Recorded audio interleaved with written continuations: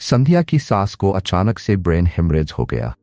20 साल से अधिक उम्र है, बुढ़ापा है, टैप पता नहीं गर्म की कौन सी गति में फंसना पड़ जाए जो सांस अटकी रह जाती है।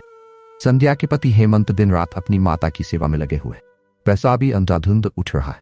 मध्यम वर्गीय परिवारों में अचानक से कोई बड़ी बीमारी आ जाए तो पूरे घर का बजट बिगड़ ही जाता। हेल्थ और मेडिकल इंश्योरेंस भी तो सब नहीं कराते हैं। आम आदमी की सोच होती है जब बीमारी होगी जब हम देख लेंगे, अभी से काहे का सोचना। संध्या शुरू में तो चुप लगाती रही, लेकिन अब उसकी बर्दाश्त से बाहर हो रहा।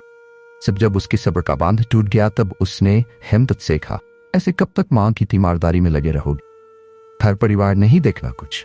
सारा पैसा मां की बीमारी में ही लगा दो तो खाएंगे क्या? भूखे मरने का इरादा है क्या? हेमंत उसकी बात सुनकर चुप लगाता रहता। मियां बीवी दोनों में झगड़े अधिक बढ़ गए। घर की हालत भी आर्थिक स्थिति से कमजोर होने लगी।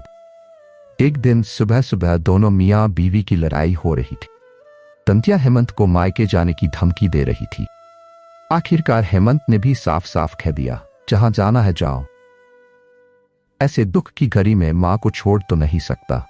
जिस मां ने मुझे पाला पोसा, हमेशा मेरी फिक्र करी, आज जब उन्हें मेरी सबसे ज्यादा जरूरत है तो मैं मुंह पीछे मोड़ लूं। हालांकि तुम्हारी बात सही है, मां अधिक वृद्धा है, लेकिन जब तक सांस की डोरी चल रही है तब तक तो उनकी सेवा की ही जाएगी। गला घोंटकर थोड़ी मारा जाएगा। और रही बात तुम्हारी, जब तुम्हारे पिताजी बीमार हुए तब तो तुम अपने भाई से रोजल रखकर आई थी और सेवा कराने के लिए। जब तो तुम अपनी भाभी को हिदायतें दिया करती थी कि पापा की सेवा कैसे करनी है। आज मेरी मां बीमार है तो मैं पीछे ह जाऊं। और संध्या, अगर मां की जगह तुम बीमार हो जाती है, क्या मैं तुम्हारा इलाज नहीं कराता? घर परिवार तो मिलकर ही चलता है, सुख दुख मिलकर ही बांटे जाते हैं। तो दुख में साथ छोड़ दे है कैसा? संध्या को अपनी गलती का बहुत एहसास हुआ। उसकी आंखों से पानी बहने लगा है और साथ ही उसे अपनी किस्मत पर गर्व भी महसूस होता। पैसा कम हो या ज्यादा, लेकिन उसे जीवन साथी खरा सोना ही मिला है। संध्या अपने मन से सारी गलतफहमियां मिटाकर अपनी सास की सेवा में लग जाती है। आपका समय निकलकर हमारे साथ था, इसके लिए आपका धन्यवाद।